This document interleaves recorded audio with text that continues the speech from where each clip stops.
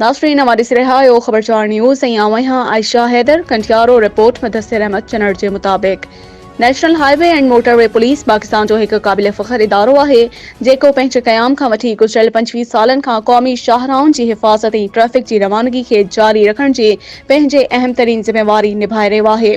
Motorway M2 मुल्क ऐं क़ौम की ख़िदमत जो सफ़र शुरू कंदे अॼु ही इदारो वतन अज़ीज़ के कुंड कुर्छ ताईं पंहिंजा फ़र्ज़ सर अंजाम ॾेई रहियो आहे। पाकिस्तान जी शाहराउनि ते कानून लागू करण, मुसाफ़िरनि जी जान ऐं माल जी हिफ़ाज़त के यकीनी बणाइण लाइ पंहिंजूं ख़िदमतूं 24 कलाक जारी रखे थो। Inspector general national highways and motorways police ख़ालिद महमूद जी हिदायत ते ट्रैफ़िक ज़ाब्तनि जी भनकड़ी कंदड़नि ते सख़्त निगरानी कई पई वञे, जिन ते सख़्त ॾंड विधो वेंदो ऐं मुसलसल ट्रैफ़िक जी भनकड़ी ते मोटरवे ते दाख़िला बंदि कई वेंदी। वधीक नफ़ीस कैमराउनि सां लैस स्पॉट्स मुख़्तलिफ़ हंधनि ते लॻाया विया आहिनि।